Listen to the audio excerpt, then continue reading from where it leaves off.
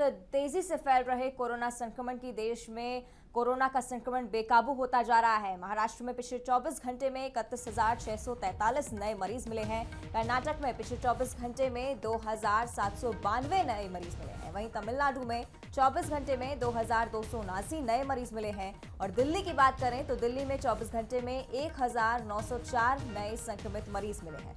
इधर पंजाब में पिछले 24 घंटे में 2,868 नए मरीज सामने आए हैं। वहीं हरियाणा की बात की जाए तो पिछले 24 घंटे में 995 नए मरीजों की पुष्टि हुई है।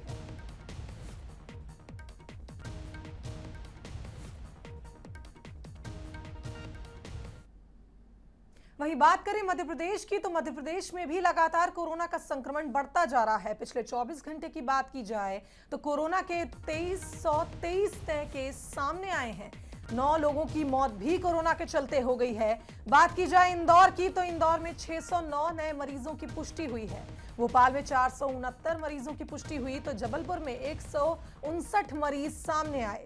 ग्वालियर की बात की जाए तो ग्वालियर में 95, खरगोन में 74, रतलाम में 94 नए मरीजों की पुष्टि हुई है। प्रदेश में कोरोना के 15,150 एक्टिव केस हैं। प्रदेश में 2,91,000 से ज्यादा कोरोना पॉजिटिव केस हैं। प्रदेश में 2,71,889 मरीज स्वस्थ भी हो चुके हैं।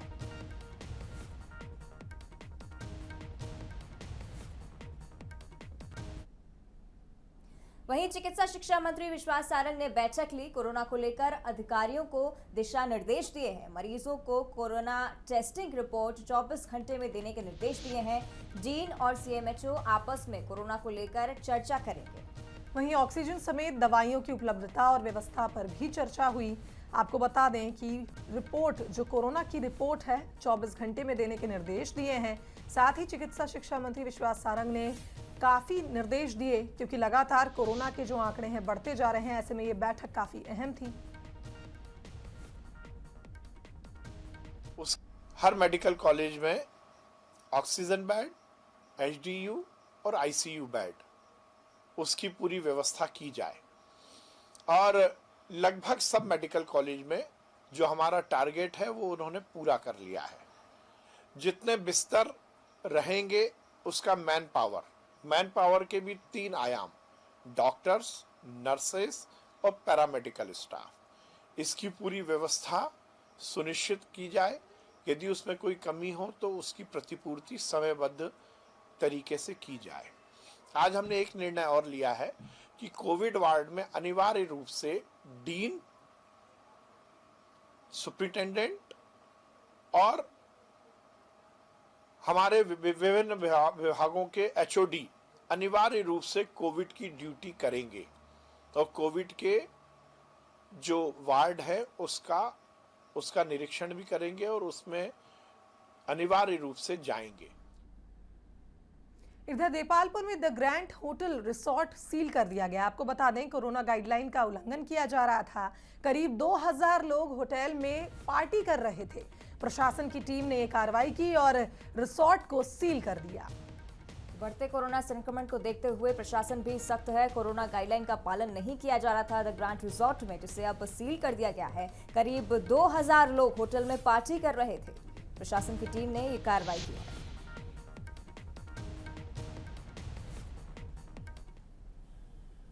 इंदौर पुलिस लॉकडाउन को लेकर काफी सख्त है, लेकिन कुछ लोग लॉकडाउन की गंभीरता नहीं समझ रहे। ऐसे ही एक मामले को लेकर इंदौर की राजेंद्र नगर पुलिस ने हुक्का पार्टी कर रहे युवक युवतियों को हिरासत में लिया है। मौके से पुलिस को हुक्का, बियर और शराब की बोतल भी मिली है। वहीं पुलिस ने मामले की जांच पड़ताल शुरू कर दी है।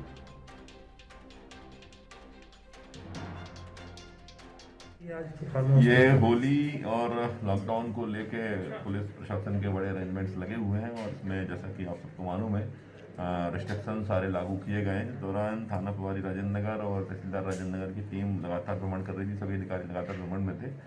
लोगों को सूचना प्राप्त हुई कि राजेंद्र नगर थाना क्षेत्र में मेन रोड के पास सनसाइन एक कोई फार्म हाउस है जहाँ पर कुछ लोग इलीगली असेंबल होकर पार्टी कर रहे हैं। और उसमें जब पुलिस ने रेड की तो वहाँ जाकर पता चला कि करीब 9 लोग इसमें जो है वहाँ पकड़े गए हैं और यंग लोग हैं सभी। इनके पास से शराब, बियर की बोतलें, ताश के पत्ते और हुक्का जो पीते हैं, हुक्का वो जो होता है वो फ्लेवर वाला और इलीगल जो नशे के लिए काफ़ी सबकी सामग्री पुलिस को प्रथम दृष्टया वहाँ मिली है। छत्तीसगढ़ में भी लगातार कोरोना का संक्रमण बढ़ता जा रहा है। पिछले 24 घंटे की बात की जाए तो कोरोना के 1423 नए मरीजों की पुष्टि हुई है। 18 मरीजों की मौत हुई है। सबसे ज्यादा आंकड़े दुर्ग से सामने आए, जहां दुर्ग में 509 नए मरीजों की पुष्टि हुई। रायपुर में 442, बिलासपुर में 95 नए मरीज मिले हैं। प्रदेश में कोरोना के 20,181 एक्टिव केस हैं। प्रदेश में 3,41,000 से ज्यादा कोरोना पॉजिटिव केस बताए जा रहे हैं। प्रदेश में 3,17,243 मरीज ठीक हो चुके हैं।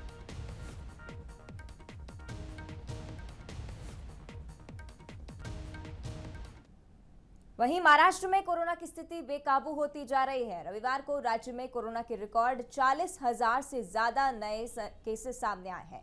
इस आंकड़े ने सरकार की चिंता बढ़ा दी है और एक बार फिर से टोटल लॉकडाउन की तैयारी की जा रही है। कोरोना पर बनी टास्क फोर्स ने लॉकडाउन की सिफारिश भी कर दी है। इसके बाद मुख्यमंत्री उद्धव ठाकरे ने मुख्य सचिव सीताराम कुटे से तुरंत लॉकडाउन की स्ट्रैटेजी बनाने की बात कही है। सीएम ठाकरे ने कहा कि राज्य में धारा 144 से काम नहीं चलने वाला, ना ही कर्फ्यू से कुछ होगा। अब लॉकडाउन ही एकमात्र विकल्प है। सीएम के इस बयान के बाद माना जा रहा है कि अगले 1 से 2 दिन में महाराष्ट्र में टोटल लॉकडाउन लगाने का ऐलान किया जा सकता है। मुख्यमंत्री ने अस्पतालों में बेड की संख्या, ऑक्सीजन और वेंटिलेटर्स की व्यवस्था के बारे में भी अधिकारियों से जानकारी ली है। दरअसल महाराष्ट्र में पिछले 24 घंटों के दौरान कोरोना ने सारे रिकॉर्ड तोड़ दिए हैं। रविवार को 40,414 नए केस सामने आए हैं, जो कि एक दिन में मिले संक्रमितों का सबसे बड़ा आंकड़ा है। इससे पहले 26 मार्च को 36,902 मामले सामने आए थे। वहीं बीते दिन राज्य में 108 लोगों की कोरोना के चलते मौत भी हुई। इसमें से 58 मौतें नागपुर में हुई।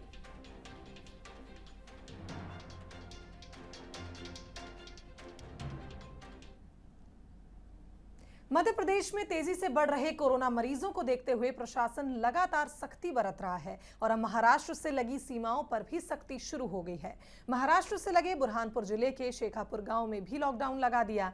साथ ही बिना आरटीपीसीआर टेस्ट दिखाए जिले की सीमा के अंदर आने नहीं दिया जा रहा। बंसल न्यूज की टीम ने भी महाराष्ट्र सीमा से लगे गाँव और चेकपोस्ट का जायजा लिया। मध्य प्रदेश के दक्षिणी छोर का सबसे आखिरी जिला बुरहानपुर में कोरोना का साया मंडरा रहा है। बुरहानपुर की सीमाएं महाराष्ट्र से लगी हुई हैं। महाराष्ट्र में कोरोना किस कदर कहर बरपा रहा है, ये जग जाहिर है। ऐसे में बुरहानपुर में भी कोरोना पैर पसारता नजर आ रहा है। इस वक्त मौजूद है हम बुरहानपुर के शनिवारा चौराहा, जो कि बुरहानपुर का मेन जहां से प्रवेश द्वार है। देख सकते हैं यहाँ से लोग जिस तरह से शहर के बाहर निकलते हैं और अंदर प्रवेश करते हैं। यदि हम बात करें बुरहानपुर में कोरोना की, तो यहाँ कोरोना अब जो है बहुत ही पीक तरफ जा रहा है। यहाँ पर यदि 142 केसेस आज एक्टिव है और इसके लगातार बढ़ते केसेस को देखते हुए बुरहानपुर जिले की सारी सीमाओं को, जो कि महाराष्ट्र की सीमाएं हैं, सभी को प्रतिबंधित किया गया है। और जिसके चलते अब हम यहाँ से और ग्राउंड रिपोर्ट के लिए आसपास जो सीमा है उनके आसपास के गांव पहुंचेंगे, जहां बात करेंगे कि आखिरकार स्थिति क्या है। और फिर हम निकल पड़े महाराष्ट्र की सीमा से सटी लोनी चेक पोस्ट की तरफ। और जब हम पोस्ट पर पहुंचे तो नजारा चौंकाने वाला था। एक बैरियर लगा हुआ था जिस पर साफ लिखा था, बिना आरटीपीसीआर टेस्ट दिखाए सीमा में प्रवेश नहीं किया जा सकता। लेकिन यहाँ वाहनों की चेकिंग करने वाला कोई जिम्मेदार नहीं दिखा। बिना रोक टोक गाड़ी सीमा के अंदर प्रवेश कर रही थी। हालांकि रोड के किनारे स्वास्थ्य विभाग के कर्मचारी जरूर मिले, जिनका दावा था कि आरटीपीसीआर रिपोर्ट दिखाने के बाद ही सीमा में आने दिया जा रहा है। लेकिन वो इसका सही से जवाब नहीं दे सके कि आखिर मौके पर वाहन चेकिंग के लिए कोई कर्मी मौजूद क्यों नहीं है। तब महाराष्ट्र और मध्य प्रदेश की सीमा पर स्थित है, जहां देख सकते हैं कि यहाँ जो बिना आरटीपीसीआर टेस्ट के मध्य प्रदेश की सीमा में प्रवेश वर्जित है। यहाँ बोर्ड लगाया हुआ है, लेकिन यहाँ देख सकते हैं कि किसी प्रकार से कोई भी कर्मचारी यहाँ मौजूद नहीं है और आने जाने वाले लोग लगातार आ रहे जा रहे हैं, जिन्हें रोकने वाला टोकने वाला भी यहाँ पर कोई नहीं है। जिस तरह से देख सकते हैं कई गाड़ियाँ जो है यहाँ से अभी आपके सामने यहाँ से प्रवेश करेगी। कुछ मोटरसाइकिल पर लोग सवार हैं जो यहाँ से गुजरेंगे, इस बॉर्डर से गुजर रहे हैं, लेकिन इन्हें रोकने वाला कोई नहीं है। आखिरकार ऐसा क्या है कि जो इन्हें रोकने वाला नहीं। यहाँ पर कुछ लोग, यहाँ पर स्वास्थ्य विभाग के कर्मचारी भी मौजूद है। बात करते हैं इनसे कि कितने लोग इनसे टेस्ट करवा रहे हैं या किस तरह से यहाँ पर इनकी जांच की जा रही है। दीदी, किस तरह से जांच की जा रही है इनकी? सर, जांच तो कुछ नहीं की जा रही है। जिनके पास आरटीपीसीआर रिपोर्ट नेगेटिव है उन्हीं को जाने दे रहा है। उनकी पूरा विवरण लिखा जा रहा है, उनके नाम, उम्र, कहाँ से आ रहे हैं, बुरहानपुर में पूरा प्रॉपर एड्रेस, मोबाइल नंबर। आपने देखा कई लोग जो है यहाँ से अभी गुजर रहे हैं, इन्हें कोई रोकने टोकने वाला भी कोई मौजूद नहीं है। अभी वो वहाँ आगे गए हैं, अभी गए हैं वो वहाँ पर। धूप ज़्यादा हो रही है इसलिए वो अभी उधर गए नहीं। स्वास्थ्य विभाग के कर्मचारियों ने बाकायदा यहाँ पर जो है आरटीपीसीआर अपनी ड्यूटी बाखुदा यहाँ पर जो है निभा रहे हैं। लेकिन यदि हम बात करें कि यहाँ पर कोई रोकने टोकने वाला या पुलिसकर्मी या कोई राजस्व के अधिकारी यहाँ पर किसी प्रकार से कोई भी मौजूद नहीं है। और कह रहे हैं कि आगे इन्होंने कहीं एक और चेक पोस्ट बनाई है, तो हम वहाँ भी चल करके देखेंगे कि आखिरकार किस तरह से जाँच की जा रही है। जैसे ही स्वास्थ्य विभाग के कर्मचारियों ने बताया कि आगे भी एक चेक पोस्ट है जहां चेकिंग हो रही है, तो बंसल न्यूज की टीम रियलिटी चेक करने उस चेकिंग पॉइंट पर भी जा पहुंची। अब हम महाराष्ट्र रोड पर चेक पोस्ट से और आगे बढ़ चुके हैं, जहां पर बताया जा रहा है कि इन्होंने इस स्थान पर चेक पोस्ट लगा रखा है। और यहाँ कृषि विभाग के अधिकारी भूपेंद्र सोलंकी जी है।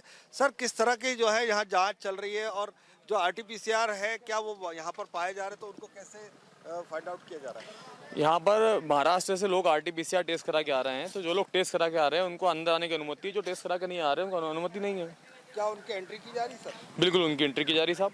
लेकिन जो गाड़ियाँ अभी गई यहाँ से, उनके पास में किसी प्रकार से ना तो कोई आरटीपीसीआर था और न ही उन्होंने कहीं पे कोई एंट्री कराई है सर। नहीं साहब, यहाँ पे 10 गाड़ियाँ ऐसी हैं। यहाँ पे हर गाड़ी जो गई है सबके पास में आरटीपीसीआर कराया हुआ है कि बिना आरटीपीसीआर के कोई गाड़ी नहीं जा रही है।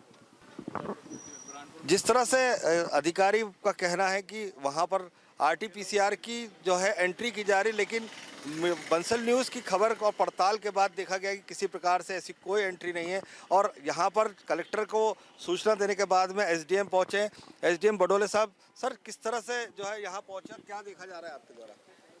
यहाँ पे देखिए, हमारा जो पुलिस बल और दूसरे विभाग के कर्मचारी लगे हुए हैं और बाकायदा सबको रोक रहे हैं। बिना आरटीपीसीआर रिपोर्ट के किसी को एंट्री नहीं दी जा रही है। उन्हीं लोगों को एंट्री दी जा रही है जिनके पास आरटीपीसीआर रिपोर्ट है। अब बारी थी उन गांव की जो महाराष्ट्र की सीमा से सटे हुए थे, और जब हम गांव में पहुंचे तो देखा कि कई लोग बिना मास्क के हैं, जबकि कई लोग नियमों का पालन करते हुए नजर आए। लोगों से बात करते हैं कि क्या स्थिति है और क्या यहाँ के लोग लॉकडाउन को लेकर ज़्यादा चिंतित है। महाराष्ट्र से सटा हुआ गांव है, जो कि पहला गांव पड़ता है, बॉर्डर के समीप है। अब बात करते हैं यहाँ उप सरपंच से, क्या स्थिति है अभी गांव में कोरोना की? कोरोना की स्थिति तो अभी ठीक है, लेकिन फिर भी 3 से 4 लोग यहाँ पॉजिटिव है और लोगों में दहशत है कि कहीं कोरोना हमें भी ना हो जाए। तो इसलिए हम प्रशासन से चाहते हैं कि थोड़ा सख्ती करे, जो बाहर से लोग आ रहे हैं उनके ऊपर पाबंदी लगाए। गांव में भी जो है स्वास्थ्य विभाग की टीम को घूमना चाहिए, सर्वे करना चाहिए। क्या यहाँ पर स्वास्थ्य विभाग की टीम नहीं पहुँच रही है और किस तरह से लोग परेशान हो रहे हैं? नहीं पहुँच रही है, पर लेकिन जिस स्थिति में पहुँचना चाहिए, जैसा उनको पता चला तो उन्हीं के घर जाएंगी। सबका सर्वे होना चाहिए घर घर जाकर के भाई कौन बीमार है, किसको क्या तकलीफ है। पूर्व जो है यहाँ के सरपंच रह चुके हैं, उप सरपंच रह चुके हैं, क्या स्थिति अभी आपको क्या लगता है कि गांव में किस तरह की स्थिति होना चाहिए इस कोरोना को नियंत्रित करने? देखो, पहली बात तो ये है कि लॉकडाउन में 3-4 मरीज हमारे यहाँ पे है, लेकिन क्या हो रहा है कि महाराष्ट्र से जो पब्लिक जो आ रही है ज़्यादा प्रमाण में, इसके कारण कि ज़्यादा फैलने का डर है। और साथ में यहाँ मैं चाहूँगा जनता से भी कि हम स्वयं सुरक्षित रहे, मास्क पहने, और जो भी वास्तव में बीमार है उसका इलाज कराए तो कहीं की रोकथाम हो सकती है। लेकिन हो क्या रहा है कि हम ज़्यादा प्रमाण में होता है जब जाके हॉस्पिटल में पहुँचते हैं, जिसके कारण वो ज़्यादा फैल जाता है और उसका फिर ज़्यादा प्रचार होता है। इस तरह से जहां लॉकडाउन की बात कही जा रही है कि लॉकडाउन होना चाहिए और लॉकडाउन के बाद जो है स्थिति नियंत्रित हो सकती है। और भी लोग मौजूद है, ऐसे भी कई परिवार होंगे जहां शादी ब्याह होगी और अब वो जो है महाराष्ट्र के अंदर जो है संबंध ज़्यादा है लोनी गाँव का। अब यहाँ पर कहीं ना कहीं उनसे संबंध होने के कारण उन्होंने शादियाँ भी निरस्त की। नहीं, शादी निरस्त हो गई, पर शादी भी कम इसमें करना चाहिए। लोगों ने भी, शासन भी समझा रहा है कि वो 50 लोगों में शादी ये करो, अटेंड करो बोले, वही उसका पालन कर रहे हैं, लोग भी पालन कर रहे हैं उसका। महाराष्ट्र की सीमा से लगी शेखापुर पंचायत में तेजी से कोरोना पॉजिटिव मरीज मिल रहे हैं। ऐसे में प्रशासन ने शेखापुर गांव और उसके आसपास के एरिया में टोटल लॉकडाउन लगा दिया। अब ऐसे में जरूरी है जिम्मेदारों के साथ ग्रामीण भी नियमों का सख्ती से पालन करें ताकि बढ़ते कोरोना के ग्राफ को कम किया जा सके। गोपाल देवकर, बंसल न्यूज, बुरहानपुर। वहीं प्रधानमंत्री नरेंद्र मोदी आज पुडुचेरी दौरे पर रहेंगे और विधानसभा चुनाव में राजग उम्मीदवारों के समर्थन जुटाने के लिए चुनावी रैली करेंगे। 25 फरवरी के बाद राजग उम्मीदवारों के पक्ष में पुडुचेरी में दूसरी रैली होगी। पुडुचेरी में राष्ट्रीय जनतांत्रिक गठबंधन का नेतृत्व करने वाली पार्टी AINRC विधानसभा की कुल 30 में से 16 सीटों पर चुनाव लड़ रही है, जबकि बीजेपी 9 और अनांद्रमुख 5 सीटों पर किस्मत आजमा रही है। AINRC नेता और पूर्व मुख्यमंत्री N रंगासामी 2 सीटों तत्तनचावड़ी और यनम से चुनाव लड़ रहे हैं। वहीं पुडुचेरी में एक चरण में 6 अप्रैल को मतदान होना है।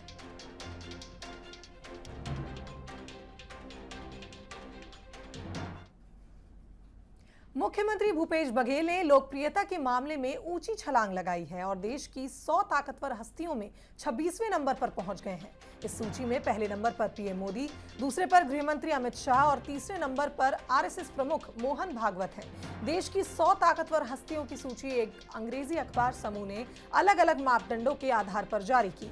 इस लिस्ट में सीएम बघेल 2019 में 94 नंबर पर थे। वहीं लिस्ट के साथ जारी रिपोर्ट में कहा गया कि भूपेश चुनिंदा कांग्रेस मुख्यमंत्रियों में से एक है।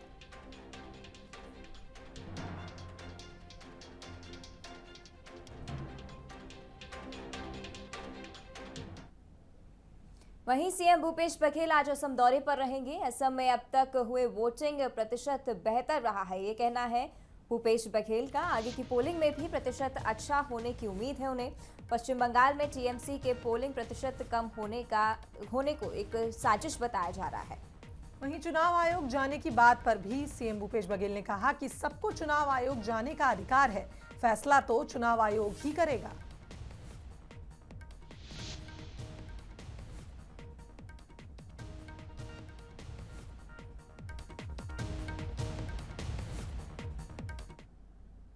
वहीं खबर दमोह से, जहां बीजेपी प्रत्याशी राहुल लोधी आज नामांकन भरेंगे। आपको बता दें सीएम शिवराज सिंह चौहान और वीडी शर्मा भी मौजूद रहेंगे। 17 अप्रैल को दमोह चुनाव के लिए वोटिंग होगी और 2 मई को परिणाम भी आएंगे। तो सीएम शिवराज सिंह चौहान और प्रदेश अध्यक्ष वीडी शर्मा मौजूद रहेंगे और आज नामांकन भरेंगे बीजेपी प्रत्याशी राहुल लोधी।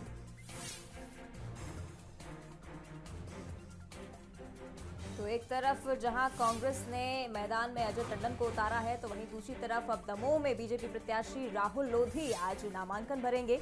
सीएम शिवराज सिंह चौहान और वीडी शर्मा की मौजूदगी में आज वो नामांकन भरने जा रहे हैं।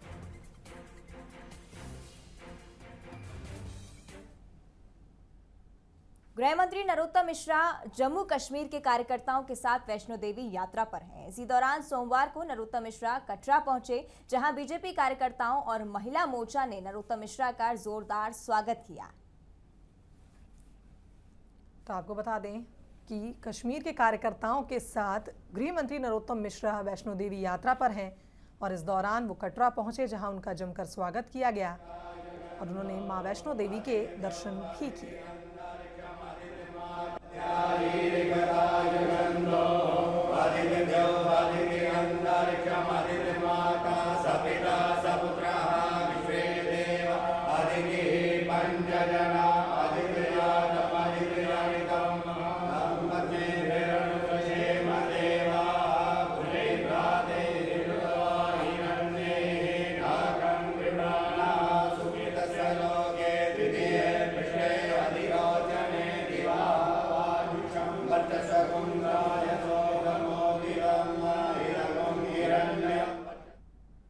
जम्मू कश्मीर के सोपोर में होली के दिन एक बड़ा आतंकी हमला हुआ। जानकारी के मुताबिक सोपोर में बीडीसी चेयरपर्सन फरीदा खान पर सोमवार को आतंकवादियों ने हमला कर दिया। इस हमले में एक पीएसओ समेत 2 लोगों की मौत हो गई। हमले में फरीदा खान गंभीर रूप से घायल है। बताया जा रहा है कि फरीदा खान को इलाके के लिए एक अस्पताल में ही भर्ती कराया गया है। वहीं इस हमले के बाद इलाके में फोर्स तैनात कर दी गई है। इस हमले की जिम्मेदारी आतंकी संगठन TRF ने ली है। वहीं इस आतंकी हमले के बाद 4 पुलिस वालों को भी सस्पेंड कर दिया गया है। उन्हें आतंकी हमले के दौरान कोई एक्शन नहीं लेने की वजह से सस्पेंड किया गया है। वहीं पुलिस के मुताबिक जब सोपोर में आतंकियों ने हमला किया तब वहां ये 4 पुलिस वाले भी मौजूद थे, लेकिन इन्होंने उस समय कोई एक्शन नहीं लिया।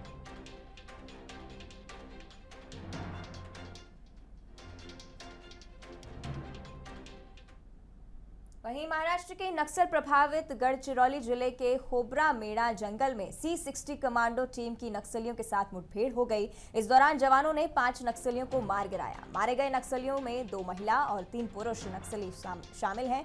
मुठभेड़ के बाद जवानों ने जंगल से भारी मात्रा में हथियार भी बरामद किए हैं। बताया जा रहा है कि इलाके में पिछले 3 दिनों से जवानों और नक्सलियों के बीच मुठभेड़ हो रही थी। जंगल में नक्सलियों ने अचानक से पेट्रोलिंग पार्टी पर हमला कर दिया, जिसके बाद क्रॉस फायरिंग हुई।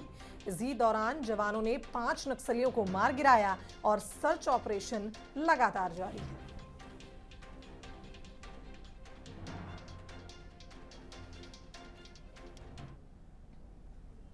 कुरवाई विधानसभा से 3 बार विधायक रह चुके बीजेपी नेता श्यामलाल पंथी के बेटे मुकेश पंथी का शव मिला। मुकेश पंथी का शव अशोकनगर पिपरिया रेलखंड पर मुड्रा वहादरा गांव के पास रेल की पटरियों पर मिला। जानकारी के मुताबिक मुकेश पंथी अपनी पत्नी के साथ मुंड्रा कला गांव में आए थे और सुबह स्टेशन मास्टर से सूचना मिली कि रेल पटरी पर एक युवक का शव मिला। जिसके बाद जब युवक की शिनाख्त की गई तो पूर्व विधायक श्यामलाल पंथी के बेटे मुकेश के रूप में पहचान हुई। जिसके बाद परिजनों को सूचना दी गई। वहीं मृतक का पोस्टमार्टम कर शव परिजनों को सौंप दिया गया। माना जा रहा है कि मुकेश पंथी रेलवे ट्रैक पर नशे की हालत में पहुंचे और वहां किसी ट्रेन से टकरा गए, जिससे उनकी मौत हो गई।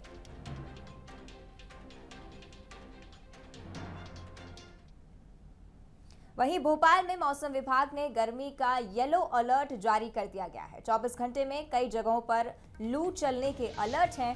छतरपुर, सागर, दमोह, होशंगाबाद और दतिया में लू का अलर्ट जारी कर दिया गया है। वहीं सोमवार को होशंगाबाद में गर्मी ने रिकॉर्ड तोड़ दिया। 41 डिग्री के पार होशंगाबाद में तापमान पहुंच गया। वहीं भोपाल में 40 डिग्री तापमान पहुंचने का अनुमान आज लगाया जा रहा है। तो गर्मी ने दस्तक दे दी है। प्रदेश में मौसम विभाग ने गर्मी का येलो अलर्ट जारी कर दिया है।